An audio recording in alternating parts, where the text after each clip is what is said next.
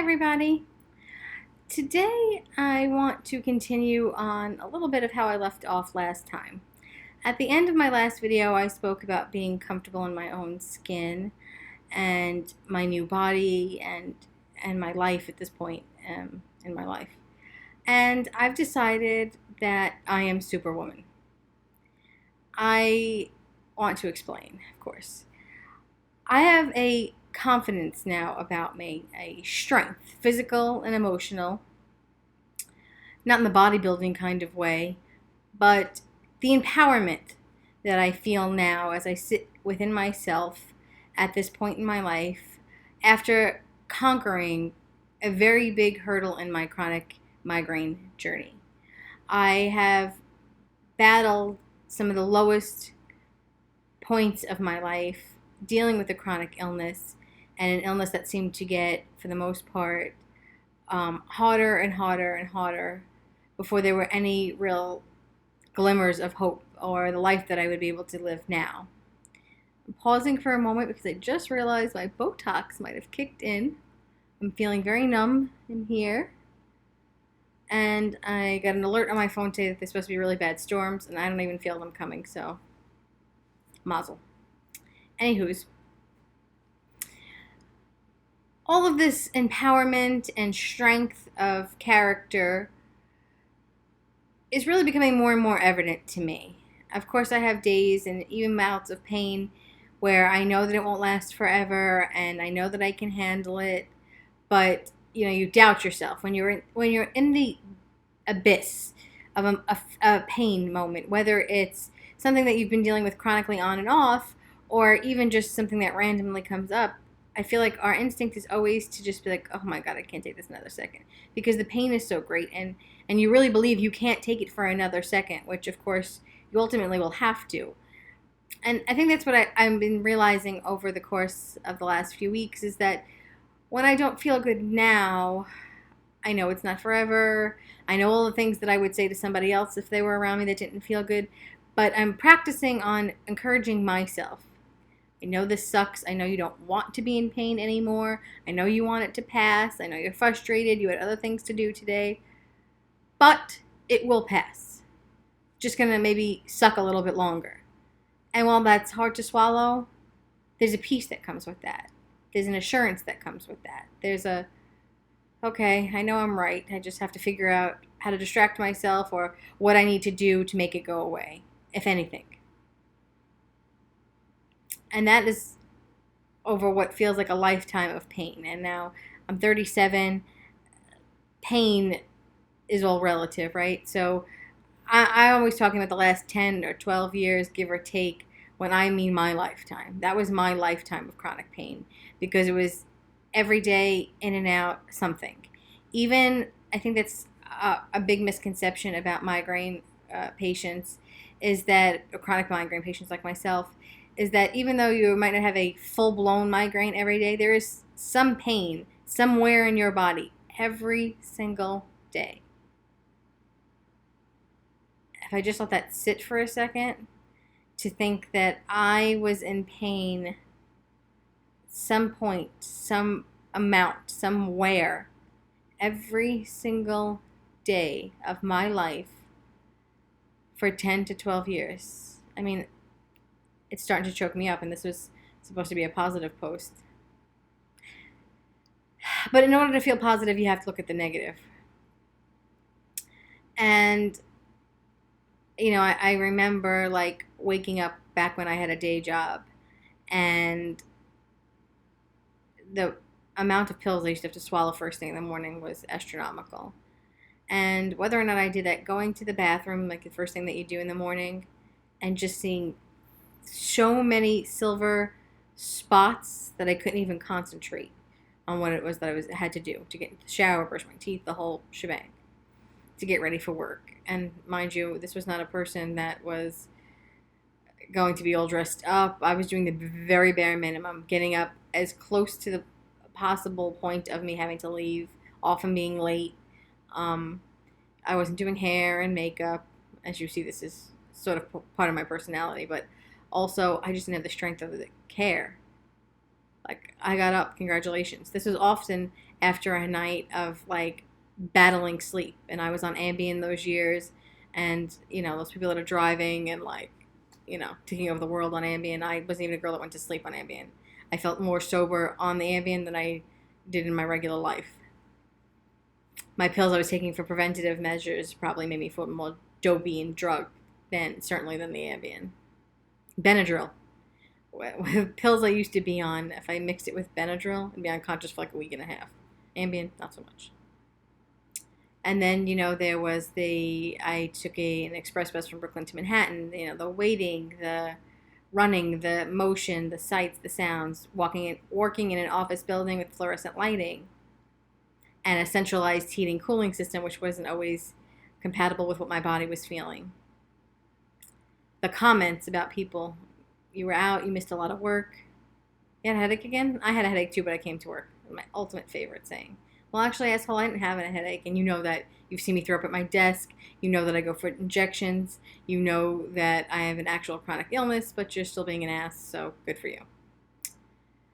And through all of that, you just sort of going through the motions. You can't even believe sometimes that you're going through the motions. By the time I would return back to my house and collapse at my dining room table as soon as I walked in the door, it was like I had been hit by a bus. Because I've been dragging this lifeless, heavy, sick body around with me. And the person that was inside wasn't whole anymore. She was fractured and didn't know how much more she could take. I think when you have a chronic illness, the instinct, or it may feel instinctual, to feel defective. And for me only, it was true. I kind of was defective. I couldn't make plans that I could keep in any real, span of time ahead of time, even sometimes that day or the day before. I never knew. As I often said, I don't get the calendar, I don't get the schedule. I have no idea what I'm going to feel like. Even to this day, I haven't had to put that into practice, but I say it to people. As long as I'm feeling good. I don't know, it's just habit maybe at this point. Or things come up. And now with anybody, of course, things come up. You don't feel good, whatever, your car breaks down, you just don't want to. But when you have a chronic illness, you really don't know what the next day is going to be. It's a Tuesday, and I don't know by Saturday if I can, if I get through if I get through today, if I get through anything I can do today, I don't even know if that's going to happen. And let alone Saturday. You got to be kidding me. And back then, it wasn't just the weather that was my trigger. It was life. I was in a full-blown triggered state all of the time because I was just so sick. And I guess my illness needed to get sort of under control, and then figured out how to manage the pain and how to decrease it, and so that it was only triggered. I mean, in the beginning, everything was a trigger, which means nothing was a trigger. It means that I was just so sick that life, just being awake and alive, bothered my head. And actually, it wasn't even just being awake.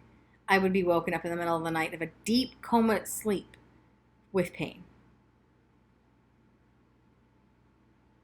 That was shitty, excuse me. I wasn't getting choked up. I lost my voice. That's the other thing. You lose your voice. Your ability to communicate who you are and what you feel. Because all you can focus on is the pain and survival. It's, they say you go into survival mode and it means you have to do whatever it takes, but sometimes you're actually even too sick to be in survival mode. You just can't even believe you're existing. And if you call being alive existing, and I guess that's what it is. It's just existing, not living, right? And you want to make plans. You want to see people. You want to be normal. You want to live your life. And eventually you just get so disgusted, you don't care about that either. And if I actually made it to work 5 days out of the 5-day work week, which was very, very seldom, by the time I got to Saturday, I couldn't do anything. Certainly not Saturday and Sunday. God forbid Saturday and Sunday.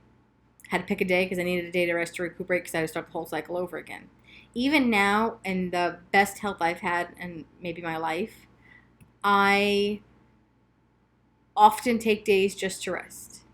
Part of it's because I'm a lazy person, but part of it is just the makeup of my body. And although I'm not in a full blown illness state, it is my migraine brain. When my migraine brain does not want to do anything, it won't do anything, which means I don't do anything, whether I physically feel like I can or not. There are often days I still veg out. There are days I still schedule veg out. If I've been really active, like 4 or 5 days in a row, like getting up early, I always go to bed late. That, let me just preface that. Like, I'm not a person that goes to bed before 1 a.m. On a good day. If I go to bed at 1 a.m. and fall asleep, excellent. But I'm just a night owl by nature. And so if I'm up at 8 and I'm running errands and I'm doing things consistently, very rarely sitting down, and even though I'm sitting down to talk to you right now, I don't count this as sitting. It's just, it's still work to me. Excuse me. And so, and I'm going and I'm making dinner and I'm writing and I'm taping and whatever. After 4 or 5 days, I guess that's probably the longest I can go now, I'm done. I need a day to stay in my pajamas. I need a day not to shower.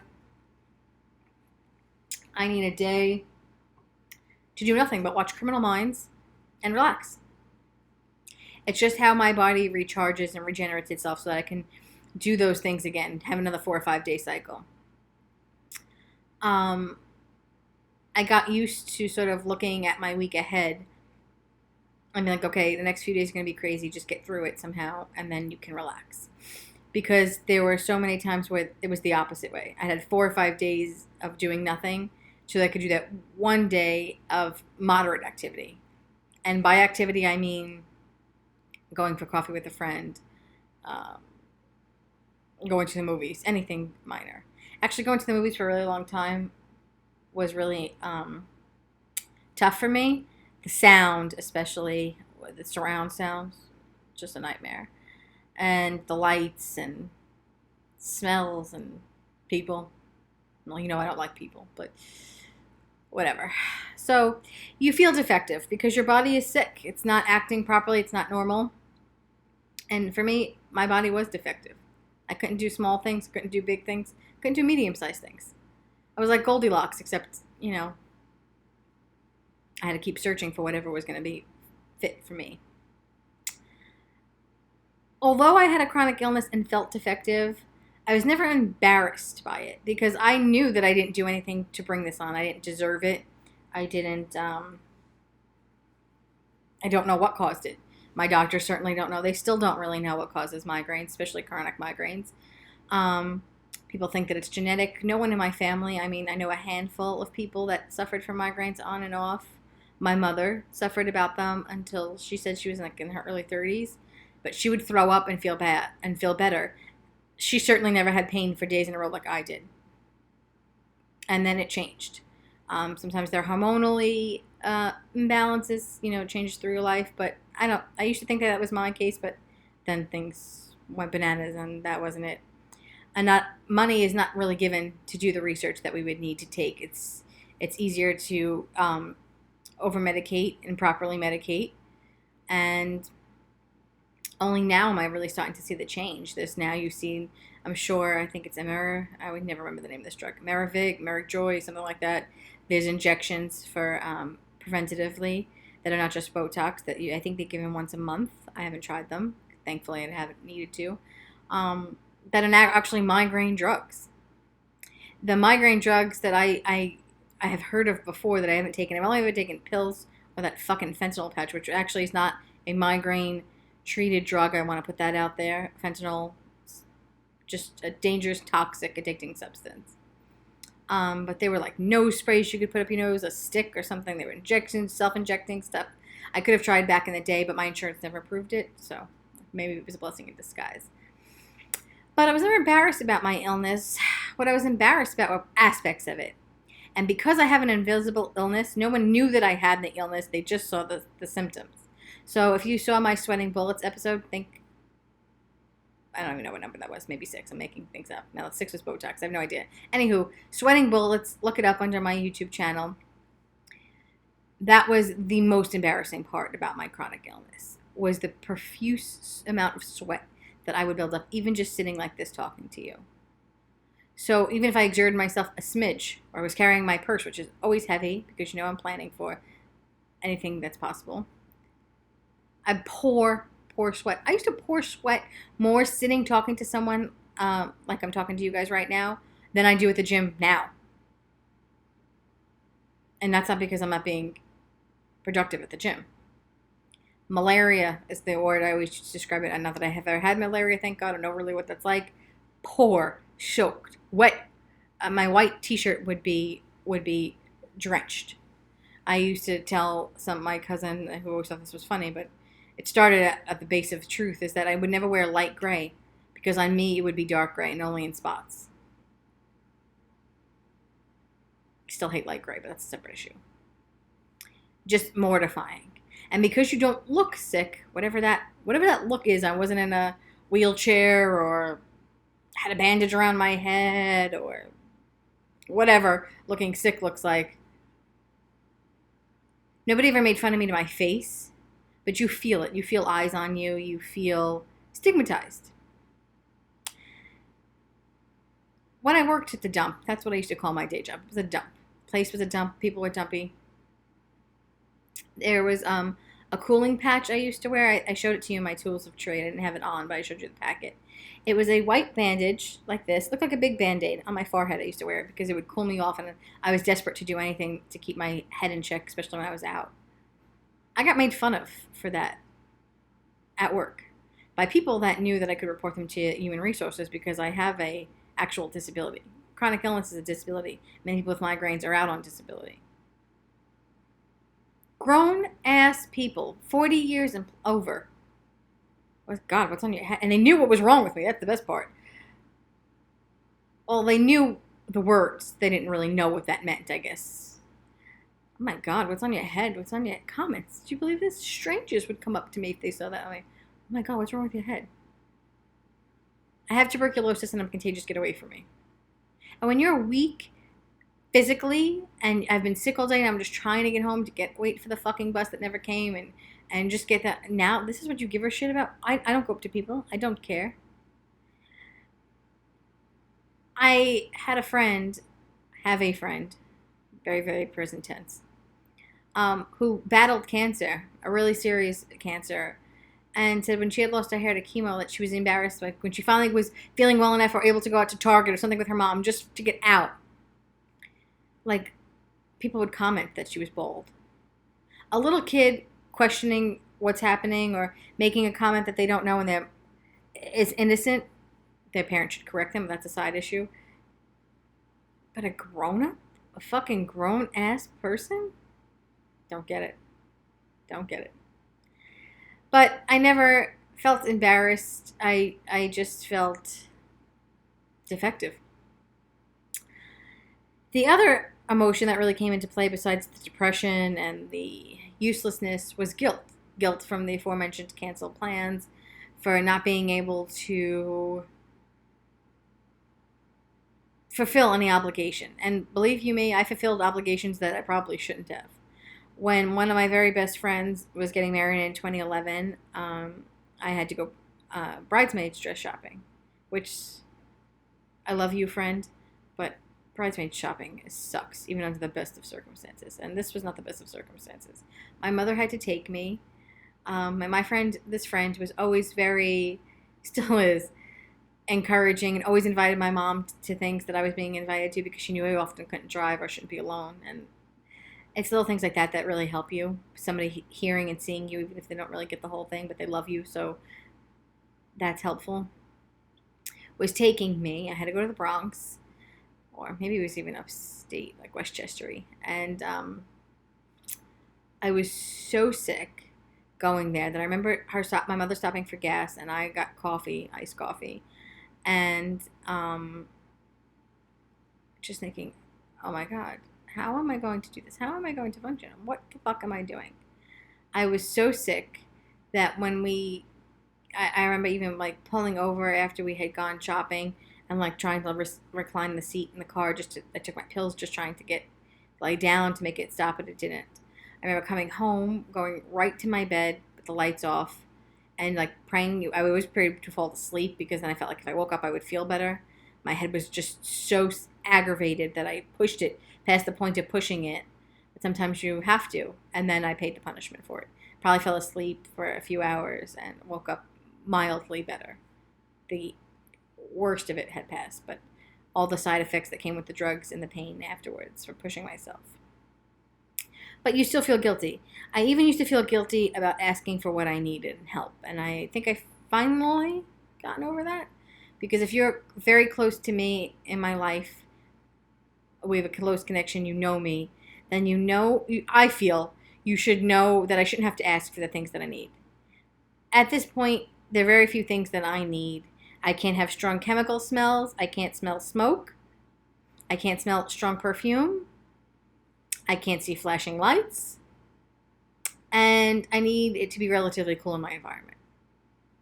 That's 5 things, which for me is really not that much. It should be a very long list. So if I have to ask you, if you're going to make me ask you to change something once, okay. But if I have to say it more than once, now I'm aggravated. I don't feel guilty. This isn't what I need as a preference. This is what I need to survive. Because once you trigger a migraine in me, my body goes in a whole other direction. Shuts off. Not something I can control. I have a neurological illness. I practice saying that because it's not an excuse, it's the circumstance, and I have no control over it. But maybe you do. Maybe what you're doing is aggravating me. I can't have that. I try very hard not to aggravate myself. Believe me, it's exhausting. As you may have gathered from this little conversation, there's a confidence that I am now feeling and wanting to express because I've survived all that. I survived things maybe most people couldn't or wouldn't have. They only say God gives you what you can handle, or what doesn't kill you makes you stronger. Well, it very dearly fucking killed me. Always, there's days I was surprised it didn't. But it didn't. The physical strength you feel in your body when it's well, knowing what you used to feel like, and the emotional strength it took to get through the physical illness, something about that. I know I talked last time about my mother being in the hospital and stuff, and I remember going to the bathroom one day there, and after a long day, and just like sort of fixing myself in the mirror, looking, and thought to myself, damn, Donna, like, there ain't anything you can't do. I've got this. The only way to go through something, to get over something is to go through it. You have to walk through it. And I knew that with my mother. Well, I shouldn't say illness. She wasn't ill. Surgery situation. Very blessed that she had an illness that was going to stay. Hers wasn't chronic. It was circumstantial. But any kind of hard time, you have to walk through it and dreading it. But I knew that the hardest part was over, even though I was feeling overwhelmed. And I sort of feel like that about my illness. Like, all the big dreams that I have, everybody doubts themselves, and fear is that little voice in the side of your head saying, you can't do that. Somebody else already did that. No one can do it like you. But, you have to shut that voice out and get a fly swatter and smack the shit out of it, because, fuck, what I've been through, I can do anything. I can do anything. That power that comes from that statement and the fact that it's true is like, I've already been through the hardest things in my life. I'm not saying there won't be other hard times, but I've been through some shit. And I got myself through it. And that makes me feel like Superwoman. I have this t-shirt that says, I battle chronic migraines, what's your superpower? And that was really the inspiration for this talk. Damn fucking straight. That is my superpower. And I'm proud of it. And I'm proud that I made it out the other side and that I am in a place where I feel blessed. I have this tattoo. It is an African symbol for perseverance and strength. There is a C next to it. The tattoo really wasn't for me initially. Wow, this is all just sort of hitting me right now. I'm having an aha moment, as Oprah would say. The C is for my friend that had cancer. The C is not for cancer. Because she's the strongest person that I know to this day. My strength dwarfs next to hers. Nothing compared to hers. I call her my Buddha. She's always the centered spiritually and grounding, and no matter the hell that she's been through, she always sees the good in things and people, even when they have disrespected her, and it makes me fucking crazy. I don't like people disrespecting anybody, let alone someone I love and cherish. And when she was first diagnosed in 2007, that's when I got the tattoo, 12 years ago. I had no idea until this very literal moment, I can't believe this. I'm trying not to be choked up about it, but that it would also come to symbolize perseverance and strength within myself. Wow. Wow. It's like a ripple effect right now. I cannot believe that. Okay. Maybe I needed her perseverance and strength as an example for myself, even when I lived through all those years and didn't make the connection or could think about it. But so no matter what comes next, health-wise, life-wise, at least now I know that I'm Superwoman and I can handle it and I can take it in stride and I can do what needs to be done. Might suck, might be pissed about it, might be frustrated about it, but I'm blessed, I'm grateful, and I'm living in this moment. And there are a lot of people that aren't so lucky. So I will always have that. I will always have that gratitude. And now I also know I have the strength that goes with it. So I hope you all feeling super powerful today and are grateful for whatever positive things that are coming your way.